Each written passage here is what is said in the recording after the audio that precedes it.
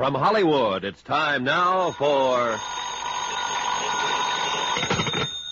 Johnny Dollar. I guess we were cut off, Mr. Dollar. Yeah, apparently. Now, who did you say His you... name's Bartlett, J.D. Bartlett. You mean you work for Mr. Bartlett? I mean, I am Mr. Bartlett. I mean, Miss Bartlett.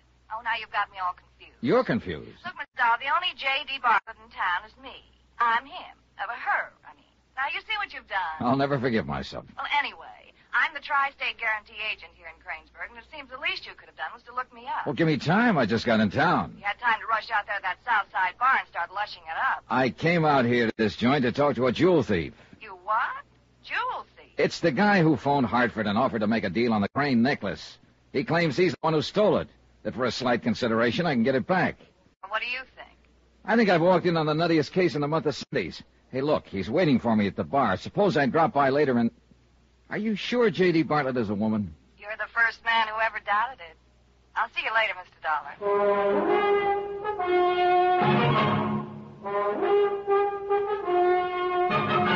Tonight and every weekday night, Bob Bailey in the transcribed adventures of the man with the action-packed expense account, America's fabulous freelance insurance investigator. Yours truly, Johnny Dollar.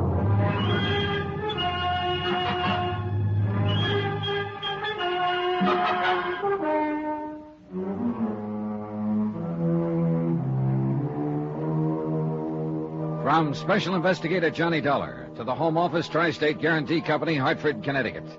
The following is an accounting of expenditures during my investigation of the Kranesburg matter. Expense account continued.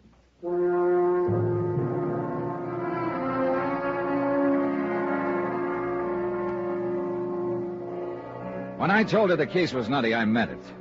The start of it had been fairly ordinary. A pearl necklace insured for $20,000 had been stolen from a wall safe in the home of its owner, local socialite Melba Crane. Smiley Prell, a known small-time jewel thief, had phoned us, claiming to have the necklace, and Smiley offered to talk a deal. But before I'd been in town 10 minutes, things began to crumble and change shape.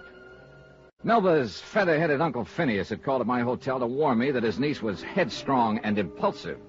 Or at least he said that was why he'd called. When I'd tagged the rumor that the aristocratic Cranes were flat broke until recently... And now, at the Green Lion Inn, Smiley Prell, a burglar by admission, was turning skittish and climbing up. Look, Dollar, I got no time to talk now. Oh, relax, will you, Smiley? A man in your profession can't afford to develop a case of nerves. Oh, very funny, but I gotta blow this joint. Now, I told you before you went to get that phone call, I got things to do. Yeah, I know what you told me. All right, then. Now, you meet me later at that place in time I told you about. Sit down.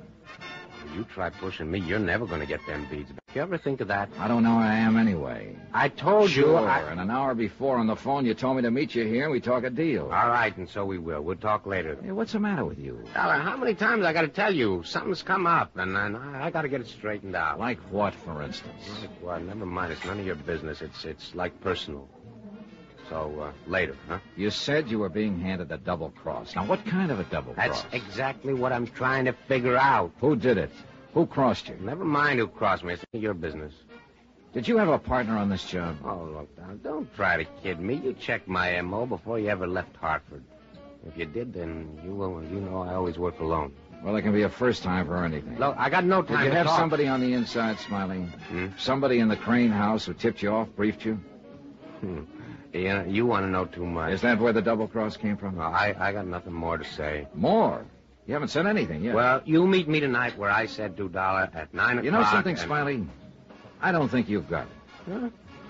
What are you talking about? The necklace. I don't think you had anything to do with the robbery. I don't believe you've got it, or that you've ever even seen it. You don't, huh? No, I think you're trying to pull a con of some kind. But it's not going to work. $1, you know what the things look like? Yeah, I got photographs of them. All right, then check me out. There are 38 pearls, Yeah? And they're pink, match color, match size. And they're not pierced like they usually are.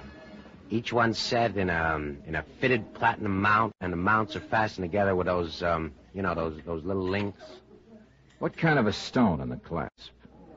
In the clasp? There ain't any stone in the... Hey, what are you trying to do? Okay, all right, you've got it.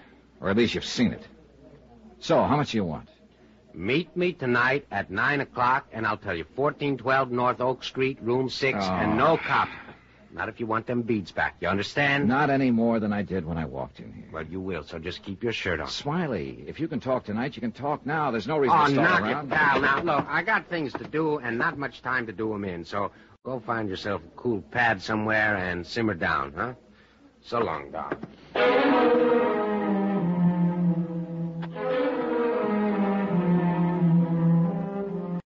Item 4, $275. I was stuck with the check, naturally.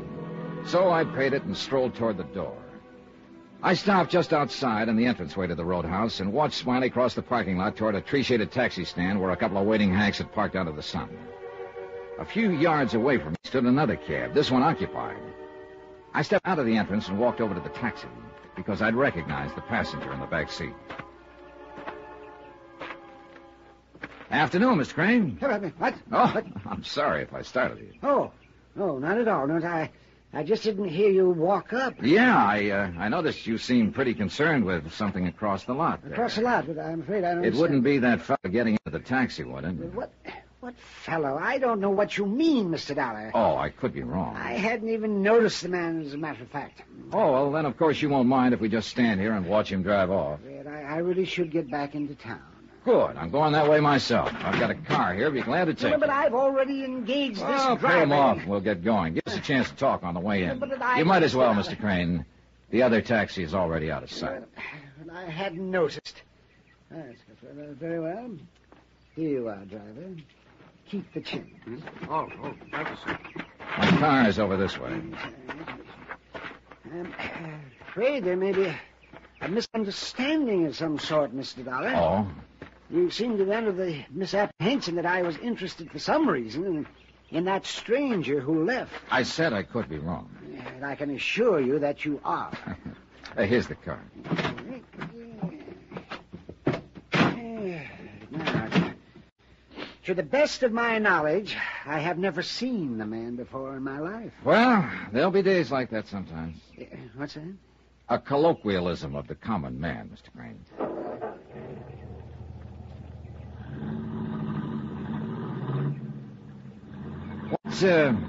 What were you doing out at the Green Lion, by the way, Mr. Crane? Well, I was... Just killing time, were you? Well, as a matter of fact, sir, I was waiting to talk with you.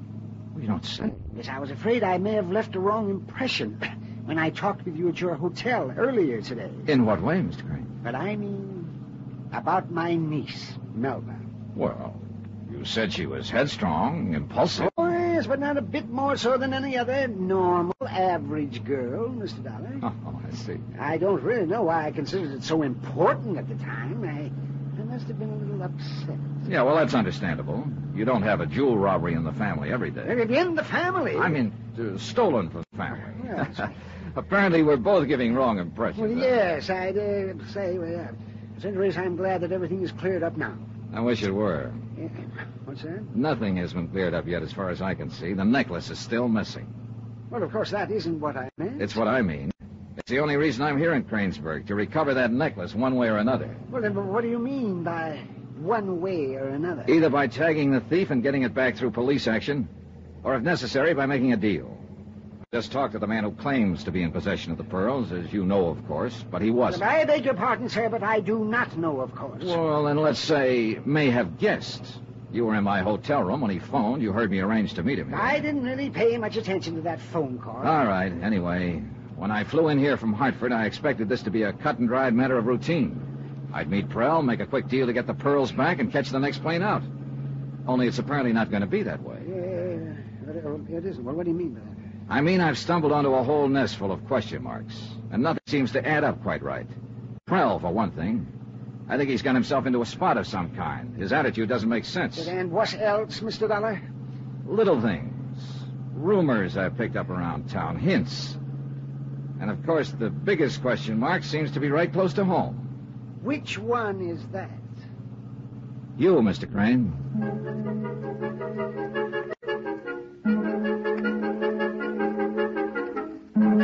When I dropped him off at the center of town, he was still fumbling with vague phrases, trying to clear up the misapprehensions, as he put it, but actually saying nothing. He was sure, however, that I would understand. He was wrong. I didn't. Even my mistake about J.D. Bartlett, Tri-State's local agent, seemed to fit in with the rest of the mixed-up case. I'd assumed from the name that Bartlett was a man. But when I walked into the office a few minutes later, I was suddenly happy that I was wrong. Your dollar, I presume? That's right. Miss Bartlett. Just make it J.D. I've spent a lot of time and effort getting those initials pounded into the skulls of the local inhabitants. Why? It's good for business. Makes me one of the boys, you might say. I kind of doubt it somehow. As you mentioned on the phone, you're, unmistakable. For that, I'm going to drop the dollar and call you Johnny. Pull up a chair. Yeah. Thanks, J.D. You get anywhere with that character who snatched the Queen's rocks? Nope. How come? Oh, he stalled. Postponed the whole deal until 9 o'clock tonight. Why? He was nervous, I guess. What? Well, that's about the only reason I can figure. And between him and old Phineas Crane, I'm getting a little nervous myself. How did Phineas get into the act? Good question. Wish I had a good answer. Hey, what about these Cranes, J.D.? What makes them tick? Beats me. Well, you sold them the insurance policy. You must know something about them. I didn't sell the policy. I just permitted it to be bought from me. How so? Melba Crane came snooting into the office one day, dropped the pearls under my plebeian nose, and wanted them insured. Uh-oh. Why do you dislike her? She's a good-looking dame, and I'm pretty well favored myself. That answer your question? Roughly, yes. So what happened? So I got Jim Markley, local jeweler, in here to appraise him, issued the policy, and that was that. I understand that the necklace was an engagement gift from some newcomer in town. Yeah, Dean Sellers. She had him hooked before he even got his bags unpacked. That skirt has the ethics of a boa constrictor, and about as much personality as a face painted on an egg. Somehow I don't feel I'm getting an unbiased opinion. You won't at this address. Why can't she climb down off her pedestal and play ball with the rest of us? The Crane name, the Crane tradition, the Crane social position. The only thing they're not so high and mighty about is the Crane bank account, because there isn't one. Yeah, except lately. As I understand it, old Phineas is flashing money around pretty freely the last few months. Yeah, so I've heard. Don't ask me to explain it. I can't even explain Phineas. What do you mean? He's a rare one, that old boy. Old school tie, mouthful mush, that sort of thing. But you know, it's a matter of protecting the family name. I actually think he'd commit murder.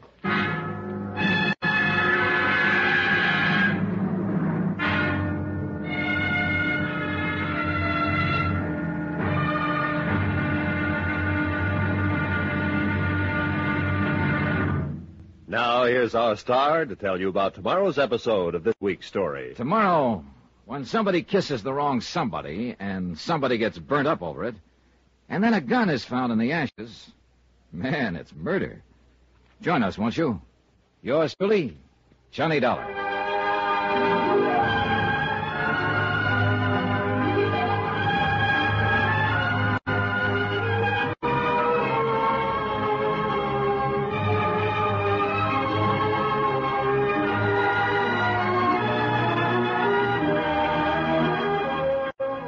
Yours truly, Johnny Dollar, starring Bob Bailey, is transcribed in Hollywood. Written by Les Crutchfield, it is produced and directed by Jack Johnstone. Be sure to join us tomorrow night, same time and station, for the next exciting episode of Yours truly, Johnny Dollar. Roy Rowan speaking.